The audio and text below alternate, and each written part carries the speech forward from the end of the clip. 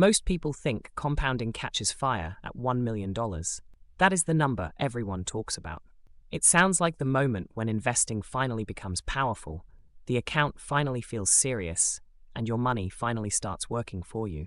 But that is not the real number. The real fire usually starts earlier, because compounding does not suddenly become powerful because your account hits a round number. It becomes powerful when your portfolio is large enough that normal growth starts competing with the money you personally add every year. That is the crossover. And for many consistent savers, that number is not $1 million. It may be closer to $250,000 to $350,000, depending on how much you invest and what returns you actually get. That is the point where your money can start doing more work than you do. But most people never reach it because the early years feel too slow. They look at a small balance, compare it to $1 million, and think they are failing. But they are not failing. They are in the flat part of the curve, where the base is still being built. In this video, I'm going to show you the real numbers behind when compounding catches fire, why $100,000 is only the wake-up point, and why your next doubling may matter more than chasing $1 million. And before we get into it, most of you watching these videos are not subscribed yet. So if you want more videos that help you build real wealth quietly, hit the like button and subscribe to the channel. Stage number 1. Why the first years feel like nothing. This is the part that makes compounding so frustrating in the beginning. You can be doing everything right, investing consistently, staying patient, avoiding bad decisions, and still feel like the account is barely moving. The reason is simple. Small balances create small returns.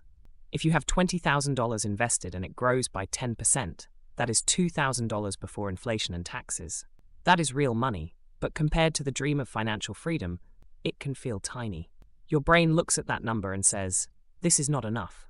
But that does not mean the system is failing. It means you are still in the flat part of the curve. This is where most of the growth still comes from you. Your paycheck contributions are doing the heavy lifting. The market is helping, but it is not strong enough yet to feel like the main engine. That is why exponential growth is so hard to trust early. It does not look like progress at first. It looks like nothing, then a little something, then suddenly much more than you expected. Like the lily pad that doubles every day and looks small until the very end, your portfolio can look unimpressive for years before the curve finally bends. The flat years are not wasted.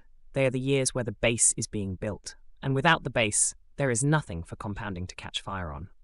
Stage number 2. $100,000 is not the explosion, but it is the wake-up point. This is where people often get the story slightly wrong. $100,000 matters. For most people, it is the first serious point where compounding starts becoming visible. If $10,000 grows by 10%, that is $1,000 before inflation and taxes. Useful, but easy to ignore.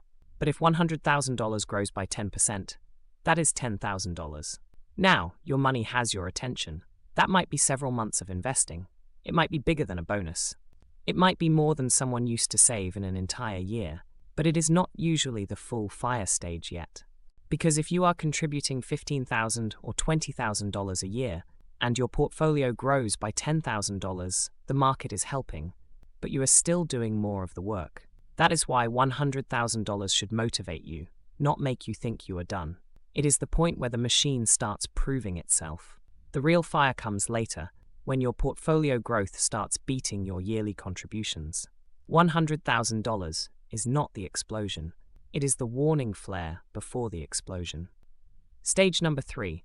The real fire starts around $250,000 to $350,000. This is the number range most people never hear about. $1 million gets all the attention, but for many consistent savers, compounding starts catching fire much earlier. The real shift happens when your portfolio growth becomes larger than the money you personally invest each year. Here is the simple math. If you contribute around $20,000 a year and your portfolio is at $300,000, a 10% return is $30,000 before inflation and taxes. That means the market added more than you did. That is the crossover. Your contributions still matter, but they are no longer the senior partner. Your money is now doing more of the lifting than your paycheck contributions, and that is why this range matters so much. At $100,000, compounding wakes up, At $250,000 to $350,000, it can start taking the lead. The exact number depends on how much you save and what return you get. If you save less, the crossover can happen earlier. If you save more, it may take a larger portfolio. But the principle is the same. Compounding catches fire when your money starts contributing more to your future than you do manually. That is the moment the machine starts feeling real. Stage number 4, why people quit right before the bend. This is the most dangerous part of compounding, not because the math is weak, but because the psychology is brutal. You can invest for years and still feel like the result is too small. You look at your balance, compare it to $1 million, and feel like you are nowhere close. You see other people making faster money, or you watch the market drop, and suddenly the boring plan starts feeling like a mistake. But this is usually when the curve is quietly preparing to bend.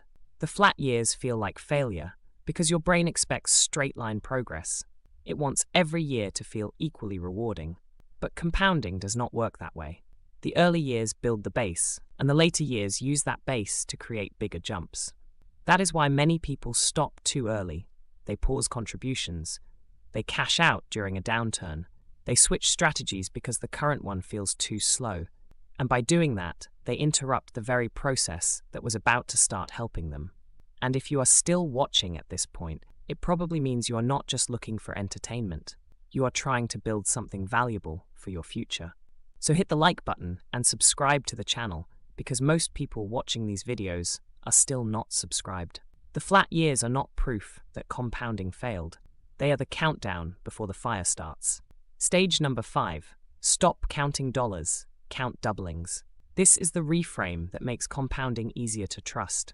Most people compare their portfolio to $1 million.